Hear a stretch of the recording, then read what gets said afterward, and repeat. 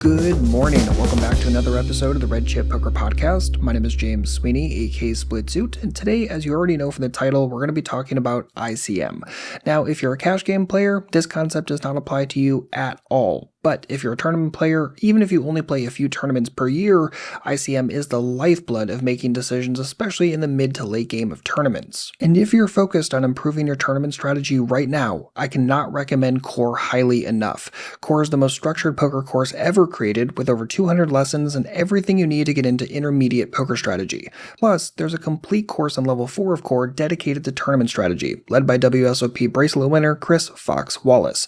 This course guides you from the early stages to the final table and delves even deeper into ICM application. If you're ready to take tournaments more seriously, join Core today by going to redchippoker.com/core or clicking the link in the description box. There is no higher ROI if you're looking to improve your strategy, and you're definitely going to get a ton of value out of Core. Anyway, I just want to throw that out there in case you're interested and haven't enrolled already. Alright, I'm going to kick it over to Coach Weasel for today's episode all about ICM. Enjoy! What is up, guys? Welcome to the Red Chip Poker Podcast. The topic of this episode is ICM Explained. Seeing as I'm primarily a cash game player, I don't spend a lot of time talking about ICM concepts. ICM is specifically for use in tournament poker. It doesn't really apply to cash games. I don't, however, see many good or simple explanations of what ICM is and what the relevance of ICM is for tournament players. So this is going to be my explanation of ICM. By the end of this podcast episode, you should have a pretty sound understanding of what ICM is and why you should care about ICM as a tournament player.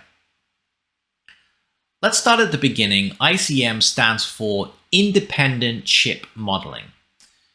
And it's a way of assigning monetary value to tournament chips. The reason we do this is because the expected value taking into account our chips and the expected value taking into account the monetary value of our tournament chips end up producing different results. And tournament players use the terms dollar EV and chip EV to describe these two forms of measuring EV. Put really simply, a decision that's plus EV with respect to the amount of chips we have is not necessarily plus EV with respect to the amount of money we make in the long run as a tournament player. A really simple example is, let's say you buy in to a tournament for $5. So your stack is worth $5, or at least let's think about it as being worth $5. If we get a double up in the early stages of the tournament, is our stack now worth $10? So we started with 1,000 chips, we've doubled our chips to 2,000 chips, so therefore we've doubled the value of our stack, right? It's now worth $10. But the problem we have is that the value of our stack doesn't double. Doubling our chip count does not double the value of that stack with respect to real-world monetary values. Now, that might seem strange, so let's think about a really extreme thought experiment. I'd like you to imagine that you are playing a satellite tournament. And the way a satellite works is that a certain percentage of the players are paid. So it could be the top 10 finishers in the tournament receive a ticket to a larger event. Let's not worry too much about what that event is. Let's just say this ticket is worth $10 and the top 10 finishers get this ticket worth $10. So that's basically first prize in this tournament, $10, and the top 10 finishers all get that same prize of $10. Now let's imagine that there are 11 players left. So if one more player busts, the remaining 10 players all receive the maximum prize for that tournament of $10. Now let's say that our stack depth is really healthy and it's going to be quite trivial for us just to keep on folding and virtually be guaranteed that $10 ticket. We just need to wait for one of these shorter stacks to bust, and then the value of our stack will be $10 since we obviously win the event. We're in the final 10 finishers and we are awarded the ticket. But now let's say we are second in chips, and the villain who has us covered decides to shove all in preflop. In fact, let's pretend that we're in the big blind. Our opponent who has us covered is in the small blind. It's folded around to the small blind, and he shoves all in. We look down and we see that we have pocket aces. So what do? Well, it's aces, right? We just call. It's the best possible hand, so therefore we should call. That decision would be a huge mistake in the context of this satellite. The correct option is to fold. And that's the reason why we describe it as an extreme thought experiment, because obviously we don't generally go around folding aces. That's not the point. But in this specific situation, the correct play is very clearly to fold aces. That's because we're already virtually guaranteed to be able to get the $10 payout.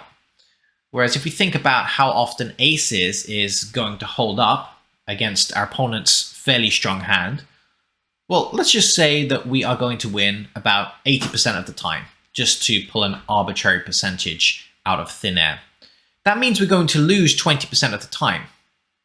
Now, of course, when we win, our opponent doesn't even bust, but let's just assume that if we do win, then we're definitely guaranteed to make $10. So the value of our stack if we win is $10, but the value of our stack if we get busted is $0. Now, if we were to run a quick EV calculation there, it essentially means that the value of our stack in the long run now drops to $8. This means we've made a minus EV decision because our chip stack is already pretty much worth $10. We just need to keep folding until the short stacks bust from the tournament. Now, of course, we'll win there most of the time. And if we think about pure accumulation of chips, it's plus EV with respect to chips. It's plus chip EV. It's just that all of those extra chips barely help us at all. They don't increase the amount of money we make when we're one of the final 10 finishers. But of course, if we lose 20% of the time, we completely bust from the event.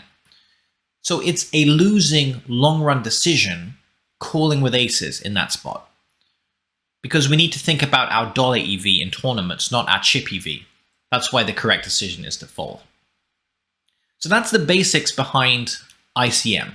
A decision that can be good mathematically for accumulating chips is not necessarily the best decision for making money in the long term. Now, when we're talking about ICM, we often hear the term ICM pressure.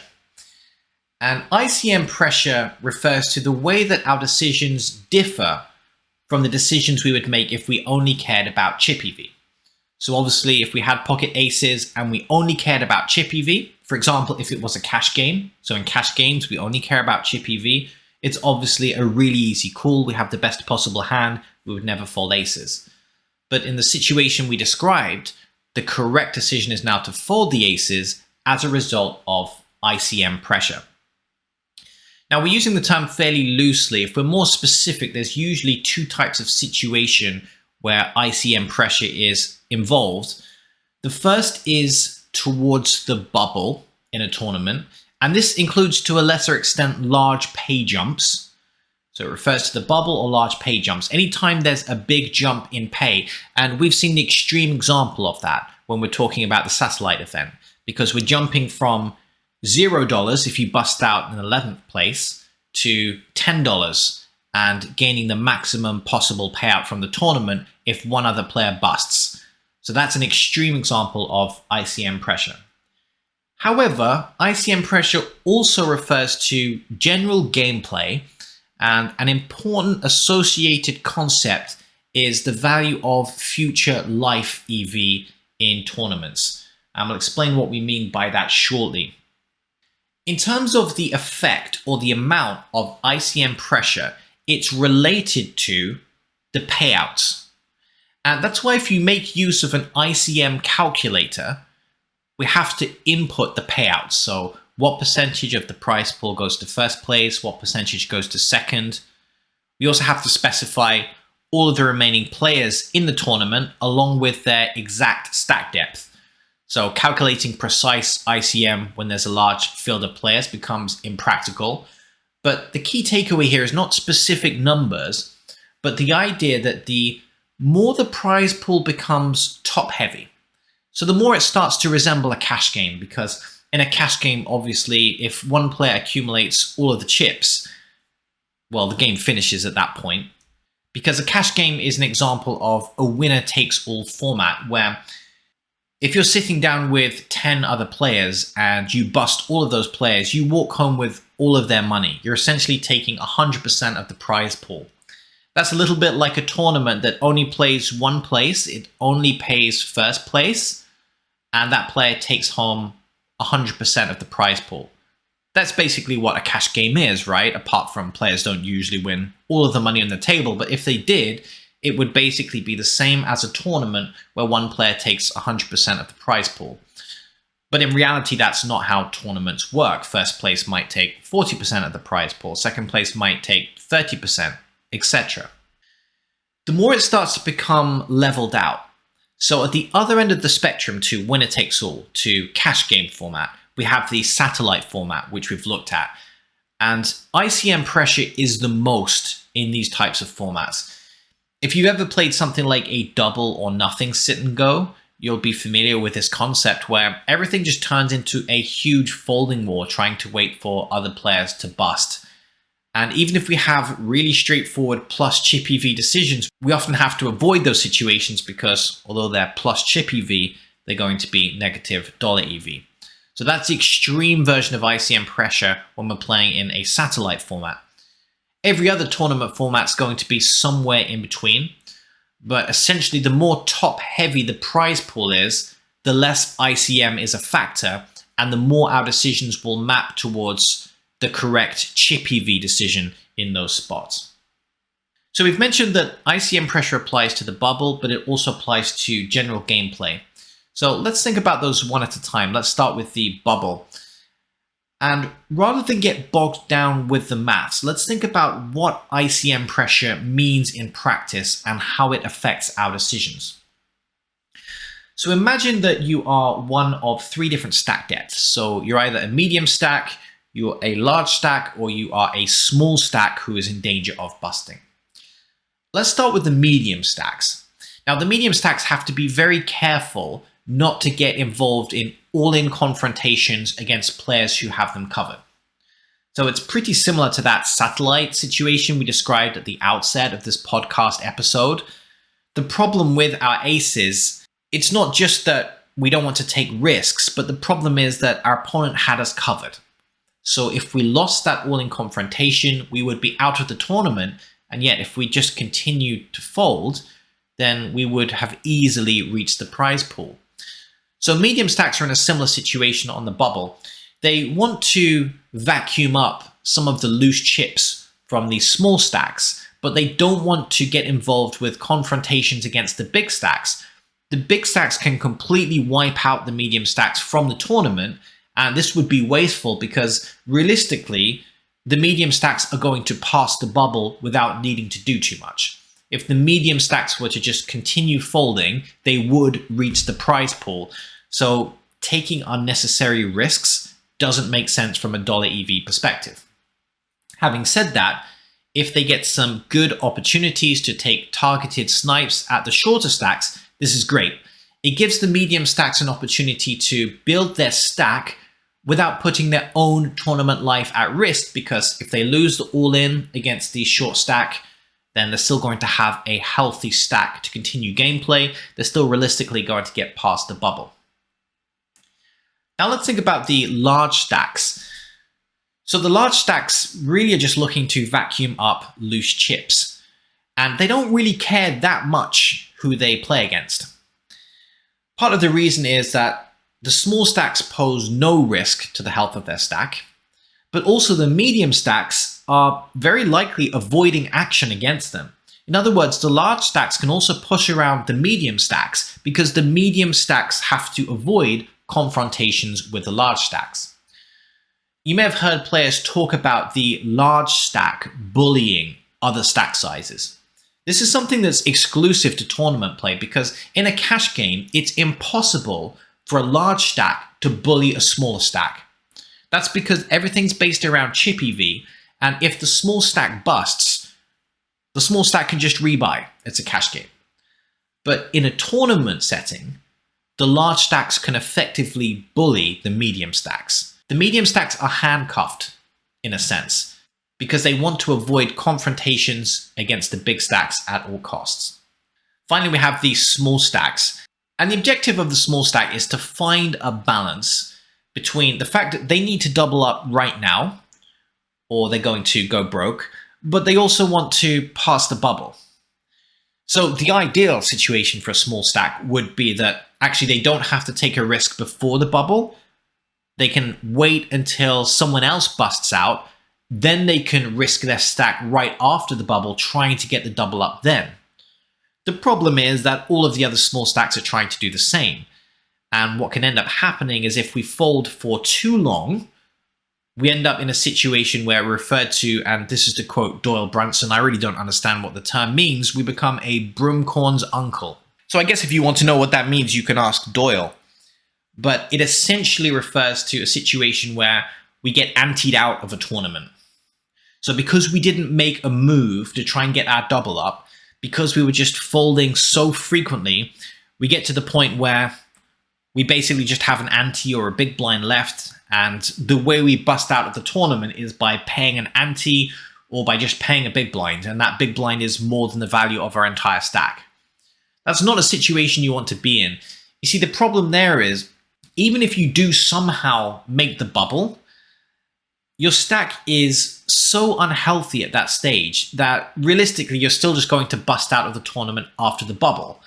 And we might think, well, so what? At least we got our bubble payout, right? We probably min cashed. We probably doubled our initial buy-in there. But the problem is that approach doesn't maximize our long-term dollar EV. What we often find is it's usually better to play quite aggressively on the bubble, risk busting out, but assuming we don't bust out, we'll go into the later stages of the tournament with a healthy stack that usually ends up being much more profitable in the long run. So although we're looking for a balance here, part of this is avoiding the fear of busting out. We need to make a logical decision here. It depends on what our stack depth is. If continuing to fold would result in an unhealthy stack depth, then we need to be shoving very aggressively, trying to get that double up, even if we run the risk of bubbling out. However, if we're kind of short/medium, and there's a couple of short stacks who are probably realistically going to be busting out in the next few hands, then it's okay to wait for a few hands, wait for someone to bust, then take the risk immediately after the bubble. So you can see it's a balance here, but you can also see that once our stack gets below a certain point, the only thing we now care about is doubling up. We've got to get our stack in. We have to give ourselves a chance of doubling up and having a healthy stack. Being the broomcorn's uncle is the worst way to bust out of the tournament. Much better to have a clean attempt at a double up for a decent amount of chips than be anteed or blinded out of the tournament. Another way of thinking about this is our objective is to play to win. If there's one takeaway from how to improve your tournament play, understand that we're in the tournament to try and get to first place. All of our decisions should be targeted around reaching the final table and giving ourselves a shot at taking down the highest prize. If we focus too much of our energy on just getting past the bubble, then our stack's going to be so unhealthy at that point that we're realistically never going to get those big payouts. Targeting the big payouts is what increases our dollar EV in the long run, not just trying to min cash every event we enter. So hopefully we can see how ICM Pressure is involved in bubble situation. Let's now just talk about general gameplay. So the idea with ICM Pressure in general is that we want to avoid marginal spots if it puts a healthy tournament stack on the line. So a simple example of this is in the early stages of a tournament, let's say we have 1,000 chips or whatever the starting stack is, and we get the opportunity to double up in a marginal situation right at the beginning of the tournament. The problem here is that even if we double our stack, as we've mentioned at the outset of this episode, it doesn't double the dollar EV value of that stack. So it's very hard to justify risky all-ins earlier on in the tournament.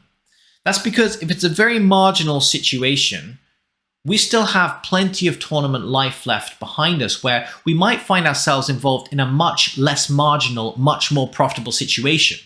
So rather than put our entire tournament life on the line with a risky early stage all-in, if we simply pass up on that opportunity, we might find an even better spot to get our chips in.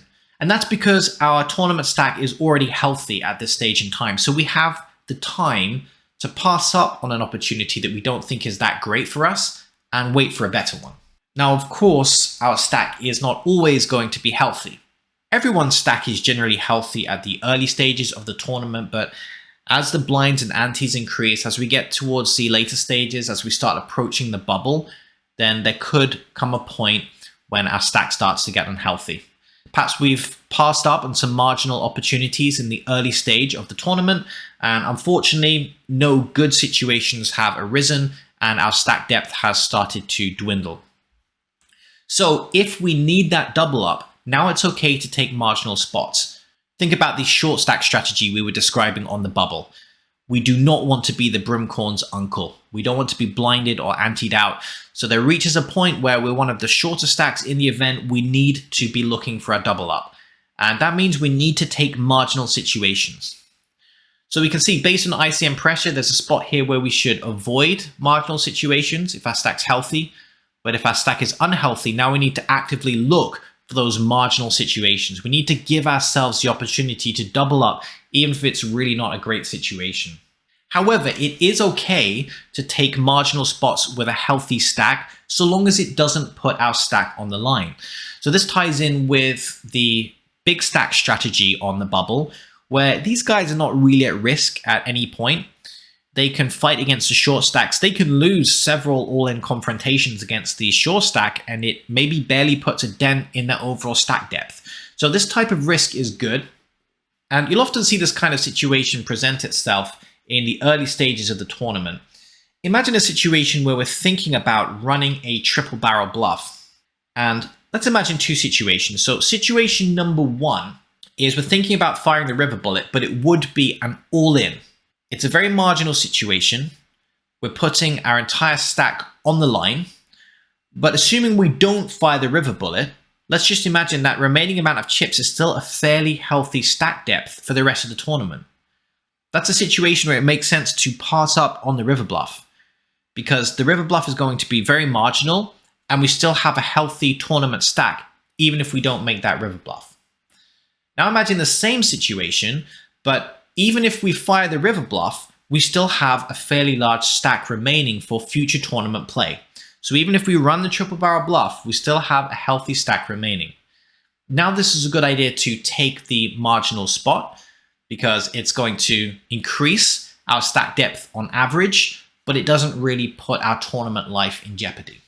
So we can distill this by saying that any point we're deciding between the best options in a tournament situation, one of the most relevant questions is going to be, what is the health of my stack? What is the health of my tournament life if I take this decision? What is the health of my tournament life if I don't take this decision? And sometimes if you don't take the decision, for example, if you're already short stacked on the bubble, if you don't take the opportunity in front of you, you're going to be left with an unhealthy stack. So sometimes you'll be left with an unhealthy stack if you don't take the opportunity. Other times you'll be left with an unhealthy stack if you do take the opportunity. But in each situation, we want to think about our future tournament life when making decisions in a poker tournament. And if anything, I would say this is really the underlying core concept of ICM. And that is your tournament life in itself has value. And the decisions we make are not just based around the amount of chips we'll accumulate, but what it does to us in terms of our position in the tournament. Now, it's important to keep in mind that the ICM model is not perfect. And just to give you some examples, there are some things that ICM doesn't even take into account. For example, it doesn't look at what the current blinds are, the small blind, big blind, and ante. So ICM doesn't know how many orbits will last, or the M value, as tournament players sometimes refer to this as.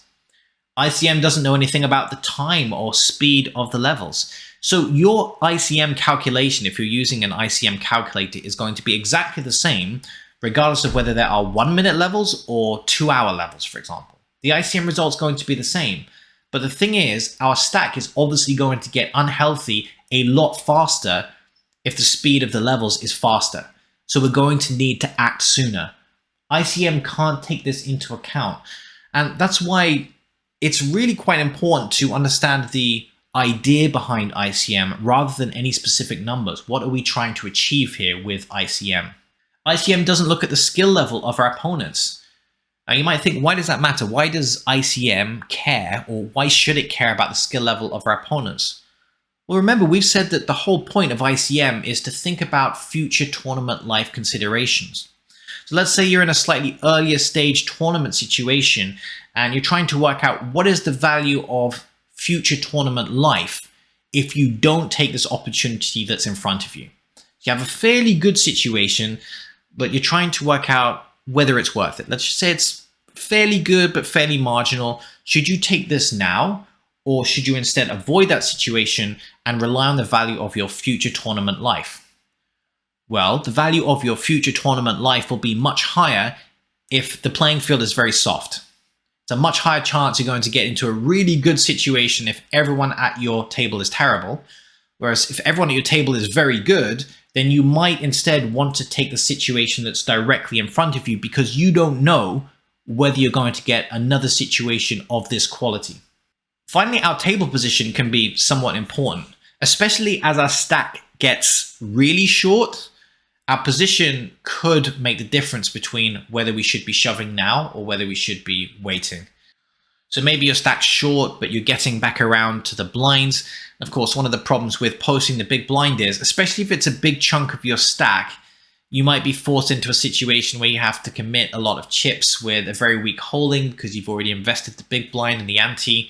So with that in mind, it might make sense to try and make your all-in decision before you reach the big blind. So it could be shoving in middle position on the orbit before you reach that big blind, or ideally in late position if you can, because one of the things we'd really love to do is to try and pick up the blinds. This is why we don't want to let our stack get too short, by the way, because once our stack depth gets below a certain amount, we start to get highly reduced fold equity against the blinds. So we can no longer just shove and maybe pick up the entire pot pre-flop. That's great for us if we can do that. But if we only have 2 big blinds left in our stack, well, what are the chances that big blind is going to fold when he only has to pay an extra 1 big blind to call? So this is one reason why we want to keep our stack healthy, because we don't want to lose that ability to be able to steal the blinds. So let's think about some key takeaways. So what does ICM do to our outlook as tournament players? I would say the key takeaway for me regarding ICM is just understanding that our tournament life itself has inherent value. So having 1 big blind in a tournament is much more valuable than having 0 big blinds. And we often have this expression in tournaments, a chip and a chair. The reason why our tournament life is important is because we can't analyze tournament hands in a vacuum. They're not played in a vacuum. We have to always consider the future EV of every decision we make. If I make this decision, how healthy is my tournament life going to be going forward? If I don't make this decision, how healthy is my tournament life going to be going forward? Another very important takeaway from ICM is that we want to be playing to win. It's okay to be knocked out in the bubble.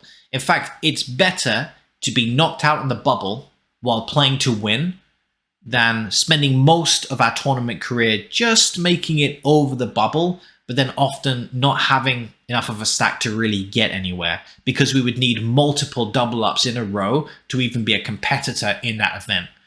So the time to take action is well before that. If we're short well before the bubble, we need to take action then and start actively looking for a double up. Yes, we're going to bust out much more often that way, but we're also, when we do double up, going to reach the final table more often. And due to the nature of tournament payout structures, obviously first place in a tournament can be a huge amount of money relative to our buy-in. So it's much better to maximize that upside, to play to win, rather than just try to make the min cash by passing the bubble. Okay, we didn't actually look at any specific ICM math here. I don't think it's important to understand the math, to understand the value of ICM. Hopefully after watching this, you have an idea of what ICM is, but more importantly, how it affects our outlook and our decisions as tournament players. Thanks very much for listening. This was Coach Weasel, and this was the Red Chip Poker Podcast.